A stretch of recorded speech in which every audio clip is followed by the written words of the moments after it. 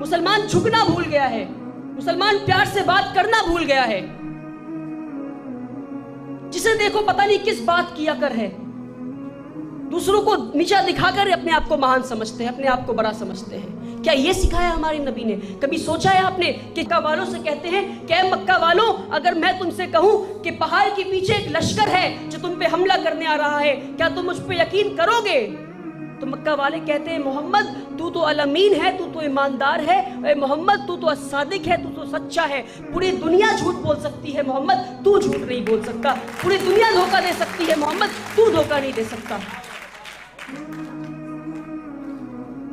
हमें और आपको अस-सादिक और अमीन बनने के लिए नबी बनने की जरूरत नहीं है। हर मुसलमान इस देश का, इस दुनिया का अस-सादिक सच्चा बन सकता है और अल-अमीन ईमानदार बन सकता है। मेरे भाइयों, सच्चाई और ईमानदारी तो हमारा गहना है। क्यों हमने अपने गहनों को उतार दिया? क्यों हमने अपने गहनों को उतार दिया? किरदार बनाना है तो उमर बिन खत्ताब रजी अल्लाह ताला अन्हु की तरह किरदार बनाओ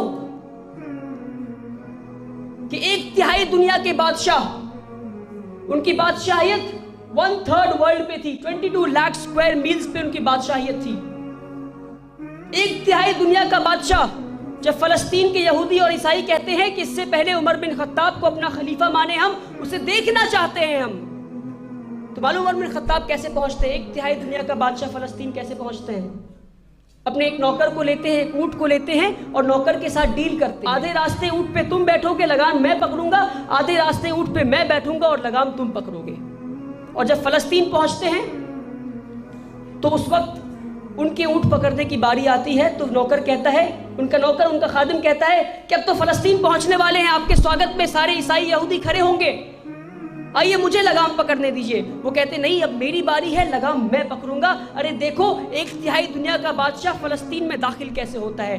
वीआईपी कल्चर वाले, लाल बत्ती में घूमने वाले, एक एमएलए, एक एमपी, एक मिनिस्टर बन के पता नहीं किस बात की रौब दिखाते हो।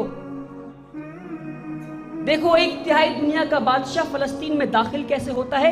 फलस्तीन में दाखिल हो रहा है, लाल कारपेट बिछा उनके स्वागत में, उनका नौकर उनके ऊंट पे बैठा है, वो लगाम पकड़े हैं, फटी हुई कमीज पहनकर 17 जिसमें 17 पैबंद है, वो दाखिल होते हैं फलस्तीन में। ये 1/3 दुनिया का बादशाह है, ये इस तरह दाखिल होते हैं। जब फलस्तीन के यहूदी और ईसाई देखते हैं तो कहते हैं अगर ये उमर बिन खत्ताब है तो हमें कोई परेशानी नहीं इसे अपने खलीफा मानने में। तो ये था उनका किरदार। आज मुसलमानों को चीखना और चिल्लाना पड़ रहा है अपनी सच्चाई को बयान करने के लिए। अपना किरदार ऐसा बनाओ कि तुम्हें चीखना और चिल्लाना ना पड़े, तुम्हें देखकर लोग कहें अरे ये कैसे हमारे साथ बुरा कर सकता है, अरे इसके पूर्वजों ने कैसे हम पे जुल्म किया, इसका किरदार तो देखो। महात्मा गांधी ने कहा if you want to learn good governance read up the life of Umar bin Khattab. अगर तुम्हें देश को चलाना सीखना है तो उमर बिन खत्ताब रजी अल्लाह ताला अन्हु की जिंदगी को पढ़ो। तो मेरे भाइयों, अपने किरदार को बना लो। क्यों आज हमने अपनी मस्जिदों को सिर्फ 5 वक्त की नमाज के लिए महदूद कर दिया? क्या हमारी मस्जिदें सिर्फ 5 वक्त की नमाज के लिए है? क्यों हमने अपने इमाम को सिर्फ महदूद कर दिया कि वो सिर्फ 5 वक्त की नमाज पढ़ाएंगे? अरे इमाम तो वो है जो पूरे इलाके का इमाम होगा। क्यों नहीं अपनी मस्जिदों के बाहर हम पानी का कल लगा सकते हैं ताकि आते जाते मुसाफिर, जो परेशान लोग हैं, जो प्यासे हैं, वो पानी पी सकते? क्यों नहीं ऐसा कर सकते हम?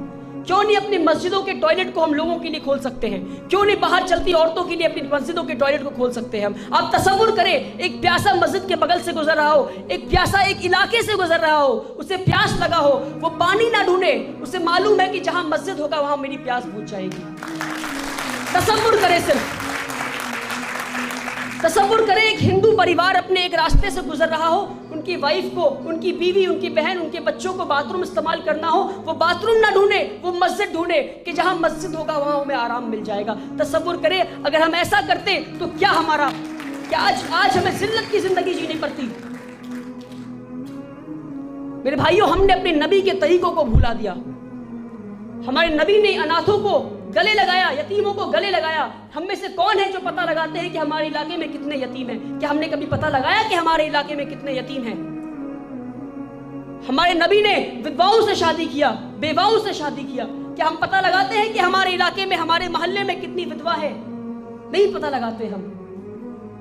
जो तुम्हें गालियां दे तुम उससे प्यार से बात करो, जो तुमसे नफरत से पेश आए तुम उससे प्यार से बात करो, जो तुम्हें गालियां दे तुम उसे दुआएं दो।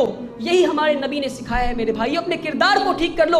कुरान की आयत को याद रखो। अल्लाह कहते हैं कुरान में, वतइज़्ज़ु मन तशा वतज़िल्लु मन तशा, बेशक जिल्लत और इज्जत अल्लाह देता है। अगर आज हम जिल्लत की जिंदगी जी रहे हैं तो ये जिल्लत भी अल्लाह दिया है। और यकीन माने अगर आज अपना किरदार ठीक कर लिए तो बहुत जल्द वो दिन दूर नहीं कि फिर से हमारी जिंदगी में इज्जत आ जाएगा। फिर से लोग, पूरी दुनिया हमें इज्जत की नजरों से देखेगी। सिर्फ अपने किरदार को ठीक कर लें आप। अल्लाह ताला हिंदुस्तान, अहले हिंदुस्तान के दिलों में इस्लाम के लिए इज्जत, मुसलमानों के लिए प्यार बख्शे। अल्लाह ताला पूरे देश में अमन और शांति कायम करे। वाखिर दावाना वल्हम्दुलिल्लाहि रब्बिल आलमीन।